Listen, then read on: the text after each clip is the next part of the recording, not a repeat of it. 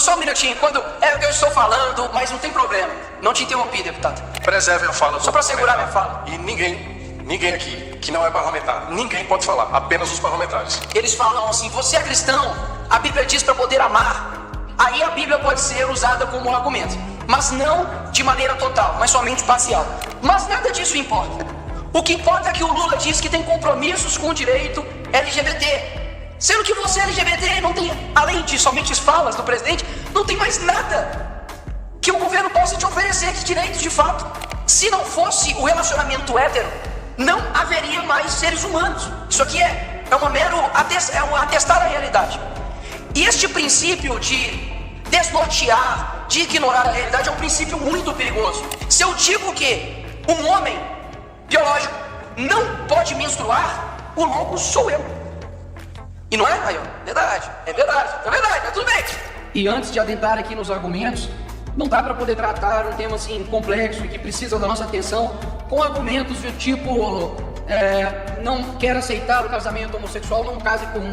Porque esse argumento ele é muito frágil.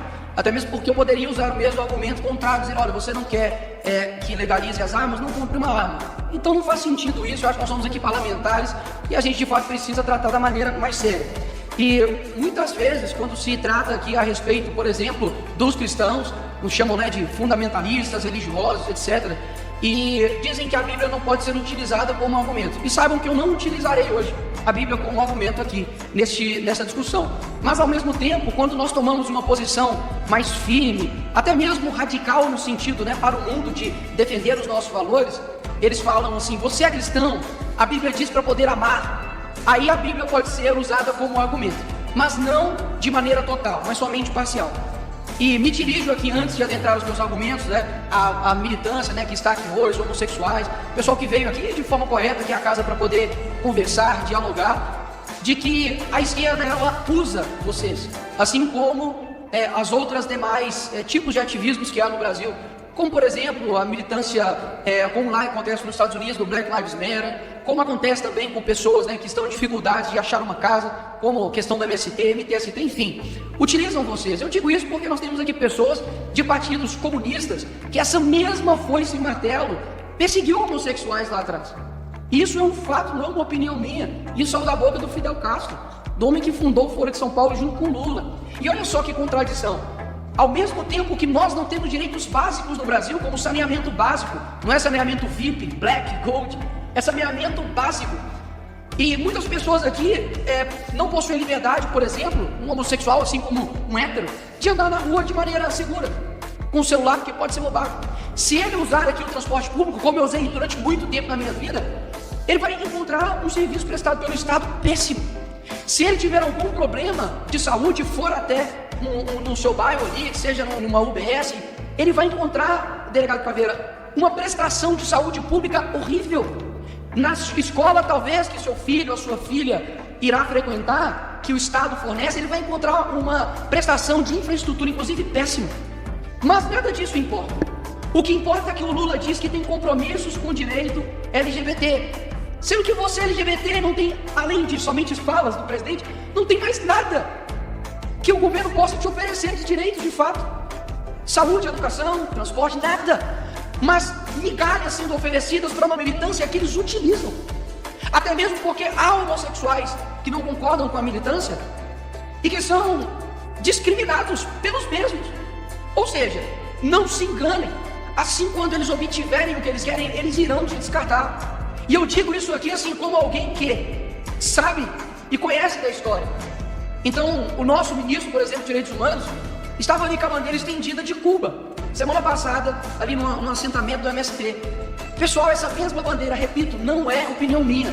Essa mesma bandeira, dominada por Che Guevara e Fidel Castro, perseguiu vocês. Não é uma luta por vocês, é uma luta por eles. Então, quero deixar isso aqui no primeiro momento. Agora, a maioria de vocês que estão aqui, talvez até mesmo quase todos, não tem ideia da consequência civilizatória e cultural do que está sendo pautado aqui. Por quê? Antigamente, na Grécia Antiga, você também tinha a homossexualidade, mas eles não ousaram, presidente Fernando, mudar a instituição casamento, porque não se diz respeito a uma discussão de eu aceito ou não aceito. Eu não aceito que o quadrado tenha 4 lados, por exemplo. É simplesmente o atestamento da realidade. Se eu peço para o quadrado se liberte, tenha somente 3 lados, ele deixa de ser quadrado. E da mesma maneira com relação ao casamento. O casamento, a finalidade, quando você vê a própria questão bíblica, mas não usando ela, a finalidade, o natural, não se diz respeito somente à questão natural, natureza, porque a natureza também tem. Ali, alguns pinguins, por exemplo, que eu já vi, e homossexuais utilizam isso como argumento de terem ali relações do mesmo sexo, mas é natural no sentido de finalidade. A finalidade do casamento é preservar, quem tem o desejo, a continuidade da humanidade. Quando você pega 2 pessoas do mesmo sexo, e digamos que o casamento homossexual ele expandisse e ganhasse e fosse a regra, se não fosse o relacionamento hétero, não haveria mais seres humanos. Isso aqui é um atestar a realidade. E este princípio de desnortear, de ignorar a realidade é um princípio muito perigoso. Quando nós vemos, por exemplo, que esse mesmo princípio ele é aplicado a o que eu me sinto, eu me torno. Ou seja, a realidade não é mais aquilo que você vê, é aquilo que o interlocutor atesta. Ou seja, se eu me sinto homem, você é obrigado a me chamar de homem. Se eu me sinto uma criança, você também é obrigado a me ver e me chamar e ter direitos como uma criança. Isso abre uma brecha grande, porque uma criança, de fato, ela não tem condição de reconhecer a expansão do que é a realidade. Ela acredita ali em Papai Noel, ela acredita em coisas que são fantasias. Agora, não podemos fazer com que nós devemos lutar pela tolerância, mas isso não quer dizer que devemos lutar pela normatização de um comportamento ou de uma conduta. Até mesmo porque nós teríamos de normatizar outras condutas e outros comportamentos. E isso que eu estou chamando a atenção de que isso de fato é perigoso. Então, se o casamento pode ser tudo, já não é mais entre um homem e uma mulher. O casamento pode ser entre um homem e um homem, ou entre uma mulher e uma mulher. Por que não o casamento não pode ser com 3 pessoas? Por que não o casamento? Exato, pode, né? Ok. Vocês estão atestando o que eu estou dizendo, obrigado. Por que o casamento não pode ser com infinitas pessoas? Porque, só um minutinho, é o que eu estou falando, mas não tem problema. Não te interrompi, deputado. Eu estou ouvindo aqui e falando, obrigado, te agradeço, muito obrigado, não consigo fazer o mesmo com você. Mas, por que no casamento não possa ser infinitas pessoas? Por que o casamento não possa ser com idades diferentes? Não pode ser com uma pessoa de 40 e uma pessoa de 14. Por que o casamento só precisa ser entre o homem e entre a mulher? Porque exatamente isso é o casamento. É exatamente isso que eu estou querendo dizer. É uma estrutura da realidade. Então, podem chamar do que quiser, não tem problema. Só que as consequências, repito, civilizatórias e culturais disso é muito grande. E assim como lá atrás, tudo o que queriam era casar. Tudo o que queriam era ter os seus direitos assegurados. Hoje nós já vimos, eu tenho certeza que não é a maioria aqui, talvez que concorde com isso. Mas não se passa mais de uma luta por aceitação. Passa por uma luta de imposição. E isso, infelizmente, vai abrangindo a todos os espectros possíveis. Hoje, se uma pessoa diz que eu não concordo, eu acho que não deve ter um casamento homossexual, ele é considerado um preconceituoso. Agora, pois é. E quando eu chego e falo, por exemplo, se eu falasse para alguém aqui, você concorda, por exemplo, com a Bíblia? Então, tem pessoas que não concordam. E nem por isso eu chamo elas de preconceituosas. Porque eu concordo que tem que ter discordâncias. Essa é a diferença. Agora, há no meio de vocês e outros, muitos de vocês são somente como pode dizer, a força bruta de um planejamento que vocês não têm ideia do que está acontecendo. Mas vocês jamais vão saber disso. Porque está numa lamaçal ideológica muito grande que vocês não podem dar um passo atrás. Por quê? Porque já tem compromisso ideológico. Uma pessoa já sabe que você defende aquilo, mas isso é ruim, porque nós, como os adultos, nós precisamos lutar pela verdade. E hoje a verdade ela já é ignorada. Olha só, eu preciso de fato provar que é verde. Se eu chego hoje e falo assim, mulher tem útero, vai ter o quê? Vai ter pessoas que vão discordar disso. Não, porque pode ser que eu sempre confundo se é mulher trans ou homem trans, mas enfim. Pode ser que um homem biológico que se sente mulher tenha, por exemplo, pênis. Pode ser que uma mulher se sente homem, mas é de sexo biológico feminino, se sente homem, mas ela tem útero. Ou seja, se eu afirmo, deputada Priscila, de que é impossível um homem ter útero, hoje, isso é considerado uma loucura.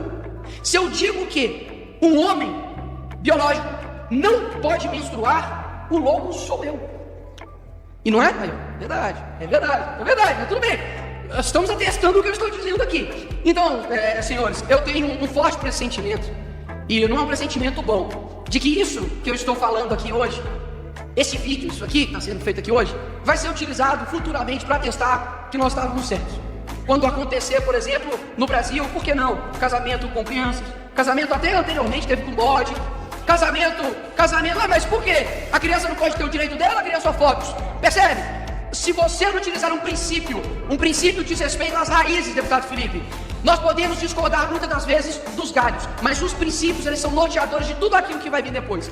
Princípios que anteriormente eram o seguinte: todo tipo de amor é válido. Isso é um princípio muito perigoso, que é repetido por vocês. Sim, eu, por exemplo, ou eu não, né? Mas uma pessoa pode chegar e falar, como aconteceu com o Stephen King, lá na Europa, de que ele se sentiu uma garota de 6 anos de idade, deixou para trás uma mulher e 7 filhos, e disse que um outro casal adotou ele, e ele quer se casar com uma criança.